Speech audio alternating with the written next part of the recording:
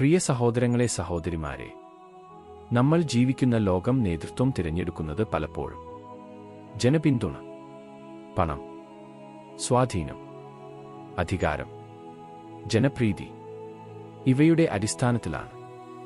ആരാണ് ഭൂരിപക്ഷമുള്ളത്? ആർക്കാണ് കൂടുതൽ പിന്തുണ? ആരാണ് ആളുകളെ ആകർഷിക്കുന്നത്? ആർക്കാണ് നിയന്ത്രണം?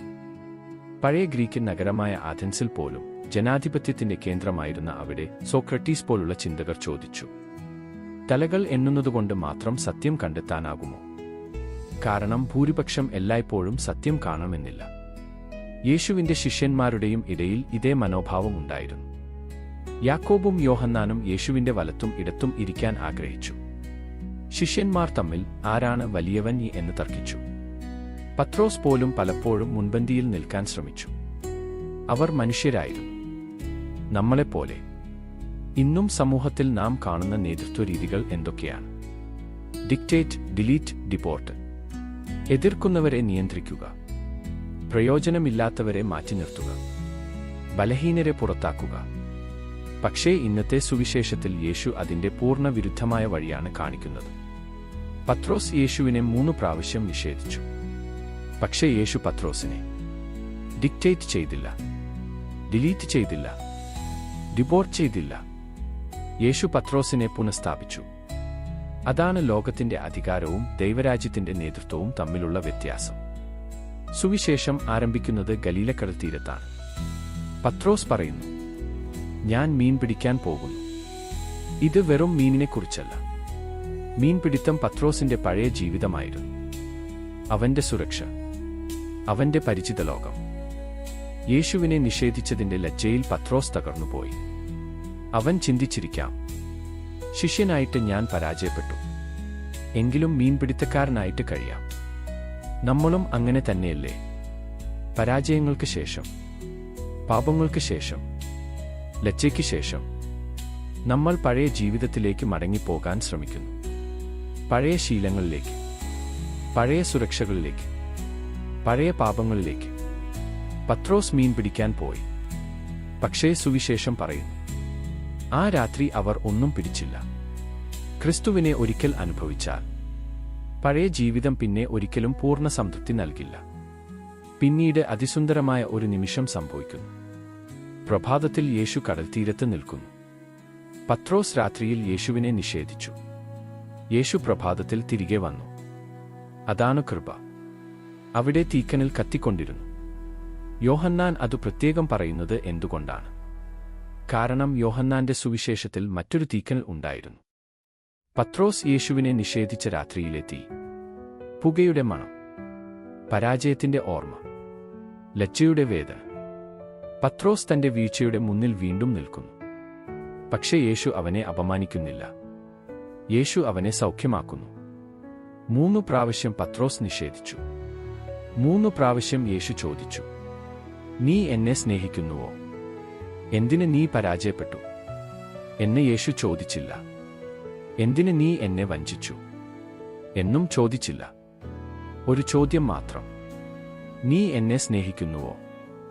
കാരണം യേശു പാപത്തേക്കാൾ ആഴത്തിൽ ഹൃദയത്തിലേക്കാണ് നോക്കുന്നത്. ഓരോ തവണയും പത്രോസ് സ്നേഹം ഏറ്റുപറയുമ്പോൾ യേശു ഒരു ദൗത്യം നൽകുന്നു, എന്റെ ആടുകളെ മേയ്ക്കാം. അത്ഭുതകരമല്ലേ?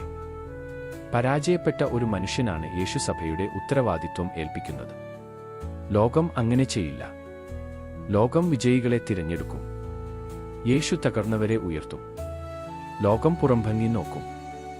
യേശു ഹൃദയം നോക്കും. ഇന്ന് ഞാൻ സത്യമായി പറയട്ടെ, പത്രോസ് നമ്മിൽ നിന്ന് ദൂരെയല്ല. ഞാനാണ് പത്രോസ്. വിശ്വാസം വാഗ്ദാനം ചെയ്ത് വീഴുന്നപ്പോൾ ഞാനാണ് പത്രോസ്. പ്രാർത്ഥിക്കുമെന്ന് പറഞ്ഞിട്ട് മറക്കുമ്പോൾ ഞാനാണ് പത്രോസ്. അംഗീകാരം ആഗ്രഹിക്കുമ്പോൾ ഞാനാണ് പത്രോസ്. മറ്റുള്ളവരുമായി താരതമ്യം ചെയ്യുമ്പോൾ ഞാനാണ് പത്രോസ്. ഭയം വിശ്വാസത്തെക്കാൾ വലുതാകുമ്പോൾ ഞാനാണ് പത്രോസ്. ഒരുപക്ഷേ നിങ്ങളും പത്രോസ് ആകാം.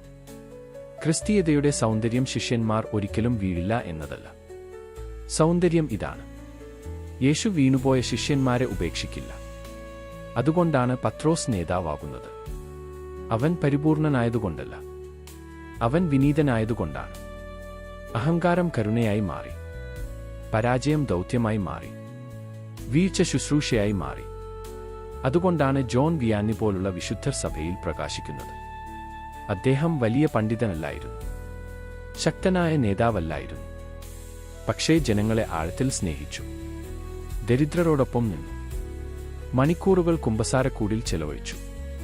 വേദനിക്കുന്നവരെ ചേർത്തുപിടിച്ചു.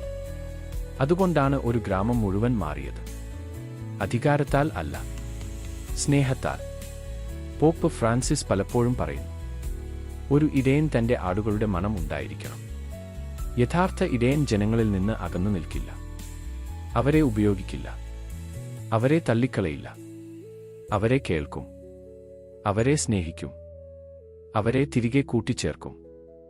സഹോദരങ്ങളെ, സഹോദരിമാരെ, നമുക്ക് യേശു സ്വപ്നം കണ്ട സഭയെ വീണ്ടും സ്വപ്നം കാണാം. ആരും അനാഥരായി തോന്നാത്ത ഒരു സഭ. ആരും ഒറ്റയ്ക്ക് വേദനിക്കാത്ത ഒരു സഭ. പാവങ്ങളെ മാറ്റി നിർത്താത്ത ഒരു സഭ. കരുണ അധികാരത്തേക്കാൾ വലുതായ ഒരു സഭ. ഡിക്റ്റേറ്റ് ചെയ്യാത്ത, ഡിലീറ്റ് ചെയ്യാത്ത, ഡിപ്പോർട്ട് ചെയ്യാത്ത, പക്ഷേ സ്വീകരിക്കുന്ന, സൗഖ്യമാക്കുന്ന, ഒരുമിപ്പിക്കുന്ന ഒരു സഭ. അവസാനത്തിൽ യേശു പത്രോസിനോട് പറഞ്ഞത് 2 വാക്കുകൾ മാത്രം. എന്നെ അനുഗമിക്ക. ശക്തനായിക്കൊള്ളുക എന്നല്ല, വിജയിയായിക്കൊള്ളുക എന്നല്ല, പ്രശസ്തനായിക്കൊള്ളുക എന്നല്ല. എന്നെ അനുഗമിക്ക. വിനയത്തിലേക്ക്, കരുണയിലേക്ക്, ശുശ്രൂഷയിലേക്ക്, സ്നേഹത്തിലേക്ക്. നമ്മുടെ പരാജയങ്ങളുടെ കരിങ്കൽ തീക്കരികിൽ ഇന്നും ഉയർത്തെഴുന്നേറ്റ് യേശു നിൽക്കുന്നു. അവൻ ചോദിക്കുന്നു, നീ എന്നെ സ്നേഹിക്കുന്നുവോ? നമ്മൾ കണ്ണീരോടെ മറുപടി പറഞ്ഞാൽ, കർത്താവേ, നീ എല്ലാം അറിയുന്നു. ഞാൻ നിന്നെ സ്നേഹിക്കുന്നുവെന്ന് നീ അറിയുന്നു. അവൻ ഇന്നും പറയുന്നു, എന്റെ ആടുകളെ മേയ്ക്ക. എന്നെ അനുഗമിക്ക. ആമേൻ.